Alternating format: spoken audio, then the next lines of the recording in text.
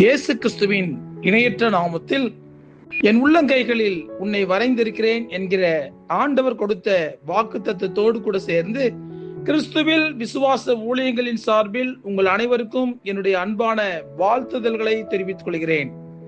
இன்றைய நாளுக்கான golden apple 2 தீமோத்தேயு 4ஆம் அதிகாரம் 7ஆம் வசனம். நல்ல போராட்டத்தை போராடினேன், ஓட்டத்தை முடித்தேன், விசுவாசத்தை காத்து கொண்டேன்.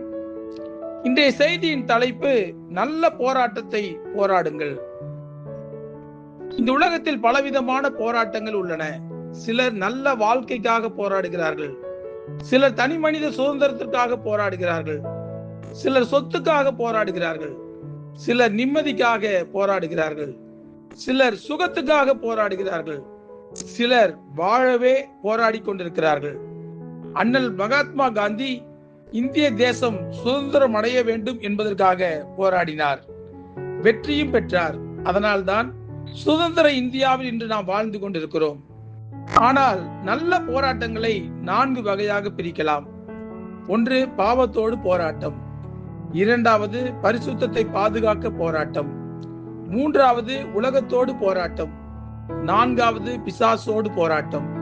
இந்த 4 போராட்டங்களிலும் போராடி ஜெயித்தவர்கள் தான் நல்ல போராட்டத்தை போராடினவர்கள்.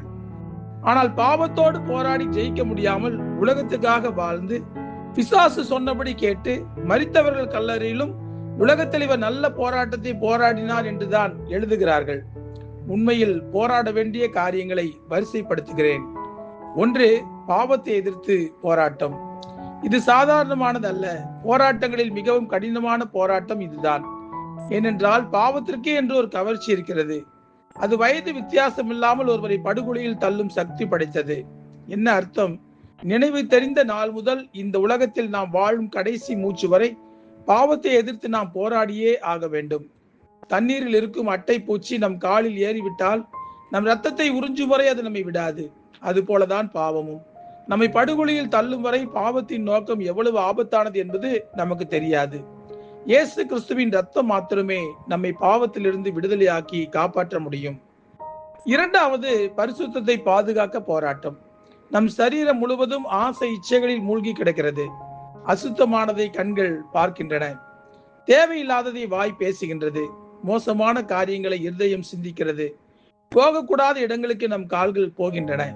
முடிவில் நம்முடைய வாழ்க்கை சீர்கெட்டு போய் ஆவி, ஆத்துமா, சரீரம் முழுவதும் அசுத்தமாகி விடுகின்றன. இன்றைக்கு நாம் நம்மை பரிசுத்தப்படுத்திக் கொள்ள வேண்டும். ஆண்டவரை மட்டும் உறுதியாய் பற்றி கொண்டவர்களுக்கு மாத்திரம்தான் இது சாத்தியம். ஆண்டவரும் வேண்டும், ஆசைகளும் வேண்டும் என்றால் இது முடியாது. 3வது, உலகத்தோடு போராட்டம். இன்றைக்கு இந்த உலகத்தில் நாம் வசிக்கும் வீடும், சேர்த்து வைத்திருக்கும் விலையுயர்ந்த பொருள்களும், கூடவே இருக்கும் உலக பிரகாரமான உறவுகளும் நண்பர்களும் எப்பொழுதும் நம்மை விட்டு பிரிய மாட்டார்கள் என்று நாம் நினைத்துக் கொண்டிருக்கிறோம். இந்த உலகத்தை சுற்றி பார்க்க வந்த பயணிகள் நாம் என்பதை நாம் மறந்து விடுகிறோம். நாம் இந்த உலகத்தை விட்டு அந்நியர்களாக, பரதேசிகளாக ஒரு நாள் கடந்து போய்தான் ஆக வேண்டும். இந்த உலகத்தில் எதன் மீதும் ஆசை வைக்காதீர்கள். நம் மூச்சு போகும்போது எதுவும் நம் கூட வராது.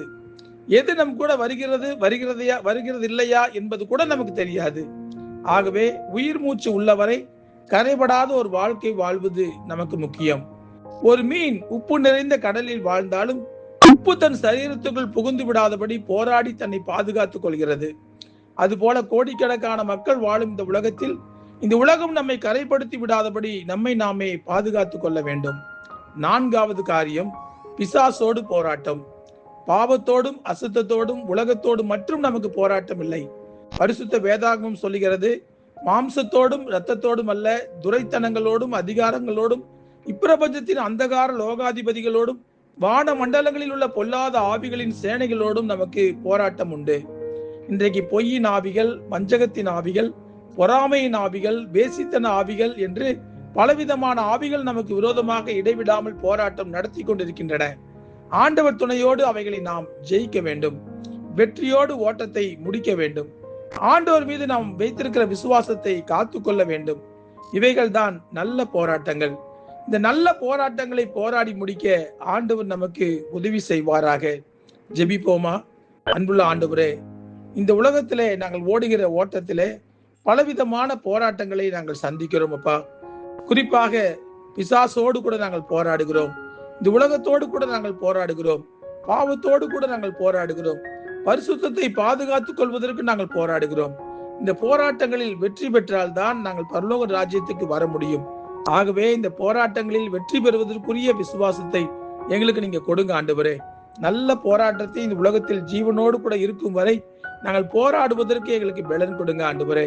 தீமையான காரியங்களுக்காக நாங்கள் போராடக்கூடாது. பிசாசை சந்தோஷப்படுத்துவதற்காக நாங்கள் போராடக்கூடாது. உலகத்தில் உள்ள காரியங்களுக்காக மட்டும் நாங்கள் போராடி கொண்டு எங்கள் வாழ்நாளை வீணாக கழிக்க கூடாது. இந்த உலகத்திலே நாங்கள் உயிரோடு இருக்கும் வரை, ஜீவனோடு இருக்கும் வரை நல்ல போராட்டத்தை நாங்கள் போராட, ஆமாப்பா, எங்கள் ஓட்டத்தை வெற்றியோடு நாங்கள் முடிக்க, உன் மீது நாங்கள் வைத்திருக்கிற விசுவாசத்தை நாங்கள் ஜீவனுள்ளவரை காத்துக்கொள்ள தேவரே தாமே எங்களுக்கு பலன் கொடுங்க ஆண்டவரே. அப்படி வெற்றி பெற்றவர்களாக இந்த உலகத்தை விட்டு கடந்து போகும்போது அப்பொழுது எங்களுடைய கல்லறையில் இவர் நல்ல போராட்டத்தை போராடினார் என்று எழுதினால் அப்பொழுதுதான் அது எங்களுக்கு பொருத்தமாக இருக்கும். ஆகவே இந்த உலகத்தில் வாழ்கிற வரை நல்ல போராட்டத்தை நாங்கள் உமக்கு சாட்சியாக போராடி உம்மை நாமத்தை மகிமைப்படுத்த எங்களுக்கு கிருபை தாங்க. இயேசு கிறிஸ்து என்கிற வல்லமையுள்ள நாமத்திலே ஜெபிக்கிறோம் நல்ல பிதாவே. ஆமேன், ஆமேன்.